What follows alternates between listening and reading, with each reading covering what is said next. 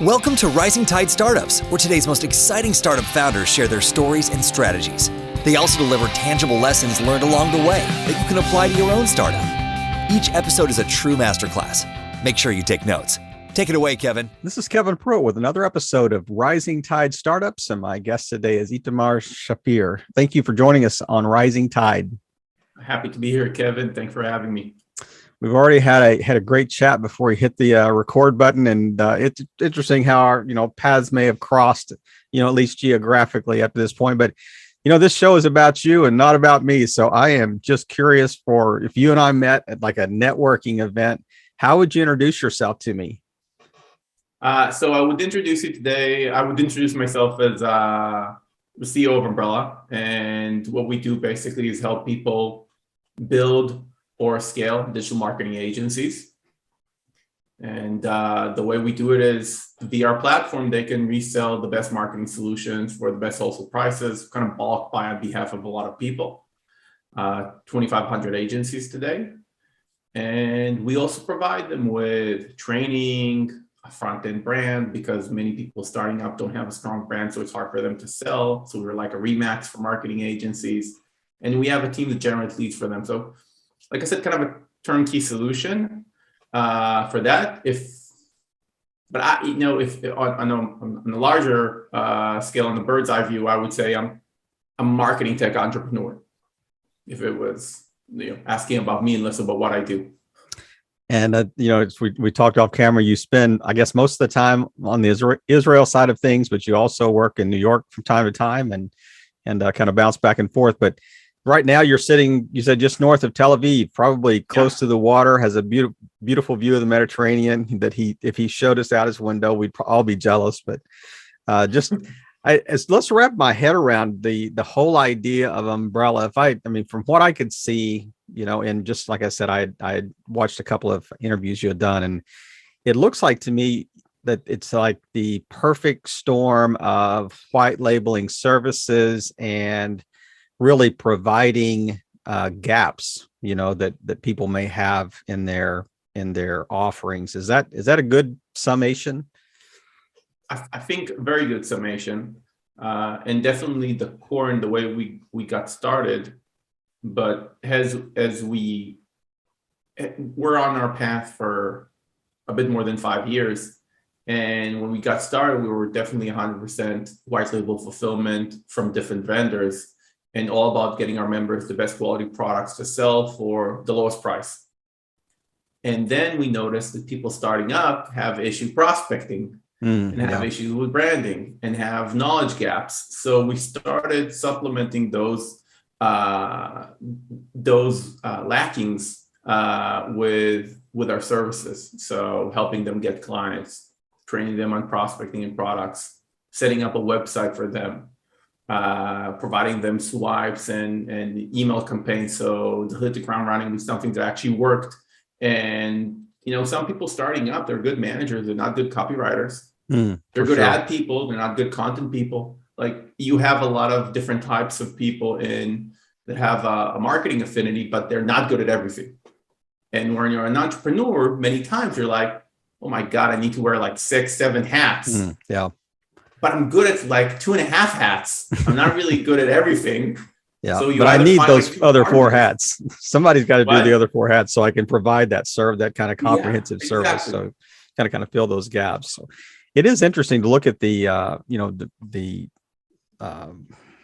had so many people we've interviewed on the show here, and they, often they talk about niching down, just niche down, don't go too broad. Well, it sounds like to me that you did start fairly, focused, and then you just added these services on as demand, ask for them, as your clients said, hey, we have a need, and you recognize that need. So you kind of started small and kind of built from there. But the whole idea of, even a niche marketer, it's hard to be that in today or in our world, because, the clients want more than that one specific thing that you can do, whether I can just write good copy or whatever. Well, what about SEO? What about, how you can help move my website? What about, content for our web, that type of thing, and social media and stuff like that. So walk us through kind of that journey of how you started, umbrella and how it's kind of progressed from that moment you started. I mean, you didn't just wake up one day and say, hey, there's a gap in the market, let's just fill it. I mean, obviously you had done things up to that point to kind of lead you to this. Yeah. So for me, it was a little bit of a different journey. I actually started my career, I started a marketing agency. It wasn't even a marketing agency. It was a secondary marketing research company. We were providing research for agencies and brands. So they can access information in other markets. I'm talking 2002, 2003, 2004. It wasn't as easy getting information on the web as it is today. Yeah. And step by step, we evolved into a content marketing company. And then later when Facebook came, we started developing Facebook applications and it was a full agency. But my journey took me, and it was actually because of Facebook, to starting to build marketing software, then raising money the usual startup way, spin-offing the Facebook apps into an automated marketing software for small businesses called Forma.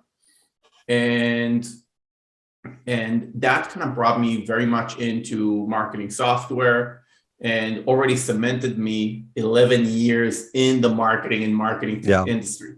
It's very much the people that I know, the audience that I know. When I was in Forma, I was looking for channel partners to resell my software. And one of my investors introduced me to a guy called Barry Plasko, who later became a partner of mine. And nobody knew him. Look, we were going after big channel partners. Because selling to small businesses, is hard. You don't want to sell a CRM to a small business. You need to work hard at it. Yeah. So we're trying to close deals with companies like Intuit and companies like Centro and companies like Wix and companies like GoDaddy that have this. And Barry comes, and his company is called Really Successful. And we're like, sounds a little bit cheesy, and we don't know the guy, so maybe not. Work on the brand a little bit. Yeah, that's right. And my investor told me, you don't know what you're talking about. He's a good guy and he's doing well. You should work with him. So we did, but we didn't expect much. Barry sold like $250,000 in the first week that he started working with us. Just so you understand, at that point, we were fighting for every account. It was $250 was a lot for us. It was like, what is happening here? And then I realized he brought me in and he showed me that he actually has a list of a ton of entrepreneurs in the marketing industry, a lot of freelancers, and he promoted the app to them as a business opportunity. And my eyes open up. And I said, whenever I'm done with a Forma, this is what I'm doing. I'm going into the gig economy. This is insane. So fast forward, Forma was acquired. I spent a little bit of time doing nothing. 2 months into doing nothing, Barry's calling me saying, I need your help to turn my company into an acquisition. Come be my partner. It's Really Successful. And that was actually my year and a half in Really Successful is where I start bubbling my ideas about Umbrella. Yeah. Because I think there are like millions of freelancers and entrepreneurs that can sell so much for big brands, but those two units don't mix. Right. Big brands don't want to work with small freelancers. They want to work with a big reseller. They want to work with somebody who sells maybe an account or two a year, maybe. Yep. So that's how Umbrella. It was actually a very long answer to your short question. I'm sorry, but absolutely, that's the story. That, I mean, it's a complex. I mean, it's a complex history. I mean, nothing's easy, and you can look back and see the kind of the serpentine path you took, and the starts and stops and ideas that. I mean, if you would go back to those early days when that light came on, I mean, I wonder how close today's iteration is to that very first, aha moment or that very first epiphany you had. That I know it's much more complex now, but I mean, is it pretty close to the original idea? Yes, now it is. In the first year, it was not at all. It was, a minuscule part of the entire idea. We didn't even launch just the fulfillment part. We launched one product. We had one product that we launched. The second product that we launched was a big mistake. It was an awesome product, but it was a startup. we had to do a recall and refund a lot of money. So that was a little bit of a blow for us early on. And then we kind of patched up more and more products. Then we did a total rendition of the platform and created what we have today. And 2 years after was a V2. Yep. And only a year and a half ago did we start the lead gen and the client-facing brand with Umbrella Local. It really took some time to get to where we are today. 5 years. Right. 5 years overnight success. That is the story of entrepreneurship. But so if you had to kind of, describe what's the perfect avatar of Umbrella, like who is the perfect client from the side of wanting to white label services or kind of aggregate services under their own brand? Who are you targeting? We have two types of clients, actually, two personas. We have small marketing agencies that are actual marketing agencies, could be just a few people, could be very small, but they know marketing. They're maybe a specialist, maybe they do just SEO and PPC, but they know what they're doing. They have a book of business. And they have gotten to a point where, because of demand or because of strategic thinking, they want to expand. And then it's either trying to find people to connect with on Upwork, committing to software companies, making sales commitments to software companies, even though they're not sure how much they're going to sell to get better margins, or just plugging into a service like Umbrella, where they can get all those things and more. The other avatar is people who have marketing affinity, been marketing managers, sales managers, worked as salespeople for YP companies, for newspaper companies, worked as website builders and marketing agencies, different people with marketing affinity or sales affinity that want or are pushed into independence. Want meaning they want more flexibility, they want more money, they want to create something of their own, or they got fired. But blunt, but that's the reality. Yeah. And they don't find themselves, or they don't want to go back to how it was. And then Umbrella, one of our tiers, is kind of a full suite from A to Z to get you started, to get you to a place where you get through the training, you start with a few products, then you expand to more products. We generate leads for you so you can talk with strong clients, potential clients, and build your business. The sweet thing about a marketing agency is with 10 clients, 10 good clients, you can actually get a meaningful income. Now, getting 10 good clients is not as easy as it sounds, but it's doable. It's doable probably by the end of the first year, if you really put your heart and effort into it.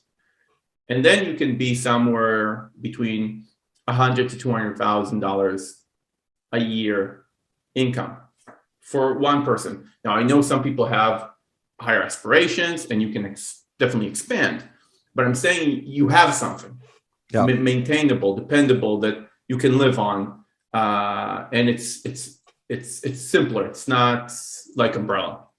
And your overhead is the amount of Starbucks you buy, while you're sitting there with your laptop. So, exactly. it's pretty easy to kind of, that gross revenue and net revenue is pretty close to each other, after depending on the tax bracket you're in. But so is it I don't want to drill too deep in the pricing model, but can you select I just want one or two services, or I want the full suite, and is the model like, okay, you're reselling in essence this service to your client for $1,000, but it costs you $600 through Umbrella or something like that?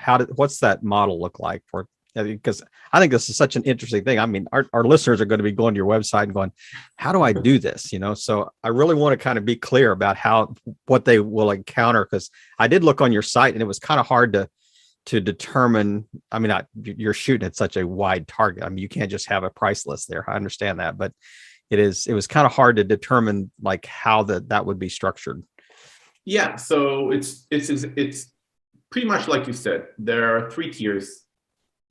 Umbrella Local, which is kind of access to everything, including also to Umbrella local brand, us promoting you, and kind of a full suite of a brand plus white label services. And if you want, you can top it off with lead gen. And obviously, you always get training in all the packages that I mentioned. Mm-hmm. And that's kind of a flagship product. Then you have UPA, Umbrella Pro Agency. It includes 10 main solutions, training, and a few of our marketing features, but not the brand elements and not promoting you. That's usually what agencies go for. Mm-hmm. They just need the white label fulfillment. Right. And then we have a la carte programs. I just want to sell pay-per-result SEO. I need training just on pay-per-result SEO. I need marketing collateral just on pay-per-result SEO. Give me the pay-per-result SEO reseller program. Just want that. And that's the lowest tier because it's one solution. I don't mind mentioning prices if you want. This is your show. There's one about I'm paying for access, and there's another that says when I sell it, there's it's almost like an affiliate, type product. So right. So it's a reseller model, but we already made the agreement on your behalf with the vendor. When you get into the platform, in most situations, you'll see a low wholesale price. Our mandate for our members is that the wholesale price would usually be 50% or less mm-hmm. than the retail price on the vendor's website. So if we're talking about whether it's an SEO or Facebook service, or whether it's a software like local listings from Yext, if on their website it's $1,000, in Umbrella it would be less than $500. Mm-hmm. So your margins will always be 50%, at least from. In addition to that, as an agency, you can decide to mark it up above retail prices. Right. So, for example, with SEO services, there isn't one benchmark. There are variations of prices. So the cost to our members is $300. The cost for 10 keywords, the cost they usually sell is between $1,000 to $1,500. Mm-hmm. If they sell for $1,000, they make 70% margin. If they sell for $1,500, they make 80%. So it's up to them. And that's, you're getting charged only when you sell. So there is no out of pocket here. If you don't sell, you're not getting charged. What you do get charged for is access to one of those 3 tiers that I mentioned. Mm-hmm. And because we need to provide support, training, and a bunch of other things. Right. And also try to make some money as a business as we're doing it. We're also entrepreneurs. Exactly. So, it's not a non-for-profit. Exactly. It's not. But we're trying, at least with the reseller side, every deal that we do, we usually don't make more than 7 to 10% margin on sales that members make 60, 70, or 80% margin. Yeah. We transfer almost all of that discount to the member so they can make as much as possible. But yours is more of a volume probably play than it is a margin play in that, and I guess in that respect. I mean, because you have so many people that are in your client base that are trying to sell these services on. But so is it like a monthly subscription model, or is it a one-time fee to access these tiers? Or so there is a yearly subscription, a quarterly or a monthly. Yearly subscriptions on the a la carte products, meaning if you just buy one reseller program of one solution, would range somewhere between $500 to $1,000 a year. Mm-hmm. For the full thing, you also get a website, which we host, that is completely WYSIWYG, like a Wix. Mm-hmm. You get the marketing collateral, you get the training, you get access to the lowest prices, you get the fulfillment done for you. So that's like you can, that's equivalent to $40 to $80 a month. Right. Or about. Right. And then UPA is about $2,000. What I'm saying about is because depending if you're getting in installments, it might cost a bit more. Yeah. So $2,000 a year, and Umbrella Local is $3,000 a year. So it's $500 to $1,000, $2,000, $3,000. And within 5 minutes, we're going to raise the prices. So you better jump on now. By midnight tonight, you'll get a set of some steak knives thrown in if you order by midnight tonight. Yeah, there you go. You just lost all credibility right there in just about 30 seconds of going all late night TV on us here. But yeah, no, that is such an incredible model, business model that you created. And I'm assuming that there is also like if lead generation would be an additional cost, on top of that, and maybe per lead or something like that, per click through. But so when you first started this, did people just get it? I mean, or was there an education curve that you had to go through with some agencies to say? I mean, to me, it's if I understood it, I would think marketing agencies would have understood it from the beginning. Yeah, so marketing agencies get it because the marketing ecosystem is reseller dependent, meaning it was never institutionalized in the way that we're trying to do it. Maybe institutionalized is not the right word. Put everything in one platform the way we want to do it. Like it's more, hey, I'll do white label SEO for you, right? So, but there were always white label companies. There were always people joining together because he knew Facebook and this guy knew websites, so they kind of cross-pollinate and work together. So that already existed. It didn't exist with software companies. That was always hard before we came. Like if you wanted to get a good deal from a software company, you had to do sales commitments. They're not going to give you they're not going to give you 50, 60, 70% off. It's not going to happen. If you commit to a few tens of thousands of dollars or $100,000, then you're getting into their ballpark. So we kind of came in and put it all together. So they got it completely. And with entrepreneurs, initially we try to, and talking about the niching aspect, by the way, that you mentioned before, we also train our members to niche down on different niches. But when we started, we didn't know which entrepreneur wants to open a marketing agency. Is it a guy? Is it a gal? Is it 40 plus, 50 plus, 30 plus? Should we go after young people because they're more digital? Should we go after older people because they already know what it is to go through management, maybe iterations in their career, or have more experience and they're ready and more mature to open a business? And how else do they like? What do they like? Like, how do we target them? How do you know when somebody wants to open an agency? It's like, you wouldn't, you can't. So we started working with affiliates, which is kind of like using, the Dream 100 tactic. If you have points of influence that have an audience that is very focused, like yours, go talk to them. Right. So we started working with affiliates that already had either marketing training under different hats. And that's the way we got started, really, including Barry, by the way, with a really successful company from a format. He gave us the initial push. So we started getting clients that way, but there is a limitation to that because our niche is not huge. It's not like real estate agents. There are like more than 3 million real estate agents registered. Marketing companies, 100,000 in the States, 200,000, 250, like it's not in the millions. It's not even in the 1 million. Right. So how many marketing trainings are there? Not enough. So we say, okay, we need to start reaching out to people who are thinking about it.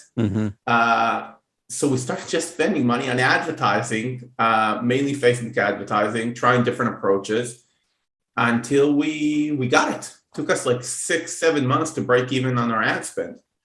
And now it's rolling. Now it's good. So kind of got it nailed, got it dialed in. Yeah. And when you started moving from agencies to kind of the gig economy, about people that are doing individual, they're reaching out and doing individual services, but they want to have an add-on or, bundle, packages and offer more to their clients. And that to me is, I mean, if there's a sweet spot in the way you've described your model, it's just, how can I leverage, Umbrella to make myself a much more comprehensive and consistent and broad and I guess just quality offering. How can I compete with some of the big guys out there, on a more level playing field if I can provide the same services that they are? It is an amazing 100%. model. It's an amazing model. Exactly what it is. Yeah. So I'm curious that we talked before we hit the record button. I said, one of the things that I really love to do is just ask our founders to kind of share insights that they've had in like launching companies and founding them and lessons learned along the way. And this may be the most important part of our entire chat today, is just the lessons learned, because it's interesting. I ask this question so often, and the founders, you can see them, they just kind of like look into the sky for inspiration, or they're like going, here is something that if I would have known, it would have changed the game for sure. So what are one or two things that just come to mind that you think these are just kind of universal, golden nuggets of how to run a company, how to lead a team, that you think would be helpful for somebody that is listening, that's just getting started, just trying to build something? Universal, not specifically in the marketing industry. You know what, this is your show, but I think the things that are most helpful are things that are a bit industry agnostic. They're just general helpful ideas. So I think it's very helpful, since being an entrepreneur and building up a business is a marathon, not a sprint. Usually, some people are lucky. Yeah. Usually it's a marathon. When I say marathon, it could be a year or a couple of years before you start making what you want to make, but it's still a long time. It's not a month, not 2 months, and it's a lot of work. So it's easier if it's something that you're passionate about. Mm-hmm. I know it's a little bit mundane, but so I'll try to kind of structure it. When I say passionate about, it comes from a place where usually if it's something that you're preoccupied with or do a lot, you know something about it. Meaning some people, and I see it in Umbrella many times, they think they want to open a marketing agency. Online and digital sounds nice to them, but they're not there. Mm-hmm. They don't care about helping business. They're in another place. They're thinking it's a good money maker. Right. There are endless things that are good money makers, but you actually need to be good at them. So it helps if you're, just as an example, if you're an avid bike rider, right? And you're actually doing it a lot. So you know a little bit about the bikes, and you know a little bit about the wheels, and you know a little bit about the clothing and the brands in the market and the consumer prices, and you're an avid consumer yourself, and maybe you're semi-professional, so you know a little bit about the contests. That's a niche for you. Now, you can become an e-commerce bike company. You can become a marketing agency that helps bike companies specifically grow their business. Mm-hmm. You can become an event organizer. 3 different businesses that you need to think how you utilize your gifts.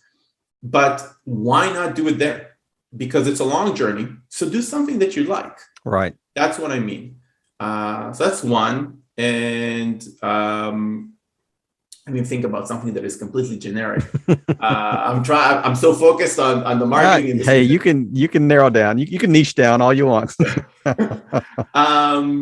I think that if I'm a big believer, because I didn't do it. One of my mistakes is, as a young entrepreneur, is trying to understand by experience alone, which means that you need to move very fast through endless iterations, faster than the speed of your failure, because that's all you're doing. You're A/B testing on yourself endless times.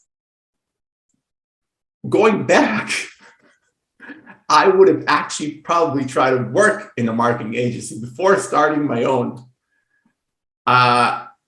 for a year, right? Even and try and get it. Or if there was training back in the day, and there wasn't, at least not accessible to me, I would at least go through that training, even if it's a few months. But it doesn't have to be a communication degree. It doesn't have to be 3-4 years. Something. Right. But just by training or going through one of these options, you are qualifying yourself if you're relevant for this industry and you really want to focus on it. And you're not just thinking it's super cool. So gain either experience by working at what you want to start, or at the minimum, go through quality training, even if it's not university, college grade training, but somebody that you trust. You search online, there are many options today. And you say, okay, this is a good course. This is a real marketer. He's very known. I don't mind naming names. I really appreciate Neil Patel's. I think, a lot of people in the marketing industry. I mean, read his content. I don't know if he has a very focused course training, but if he did, it would probably be good. So you can find those people or other courses. Go through them. Go through a few. So they cost $500 there, $1,000 there. It's much less than what you're gonna spend in effort and sweat in the next year, 2 years starting your business. And mistakes. And mistakes, right? Way, So why not? So I think those two things, passion and getting experience / knowledge before diving too deep into something that may not be relevant for you, I think those are very important steps. I wrote down, I said, passion about the product drives perseverance. That really, as you were kind of explaining that, and the second was move faster than your speed of failure. I mean, I love the idea. Outflank your own failure by just moving faster. But man, those are two really, really good takeaways for our listeners today. And I just really appreciate you sharing those, and just, with such like humbleness too, like, hey, I made these mistakes, and these are things that I've learned from, and I want you to not have to experience the same pain that I went through. But as we close up today, is there anything that we haven't touched on you just like to wrap up with, and then maybe just tell people where the best place to find you online? Well, I think we touched on a lot of important things where it comes to entrepreneurship and the entrepreneurial road. I would stress the 2 points that we just talked about again. Find us online at umbrellaus.com, and connect with our team. We'll be happy to talk with you. Well, Itamar, thank you again for just taking time today. It's been a real pleasure to connect with you and just to hear your story and learn from you in this short period of time that we've had to chat. But really just sharing insights and your expertise, and really playing your part in helping all boats rise in a rising tide. Itamar, have a great week. Thank you. Thank you so much, Kevin. Another episode in the books. We hope you heard some great takeaways. Don't forget to subscribe and leave a 5-star review on iTunes and YouTube. As always, thanks for listening to Rising Tide.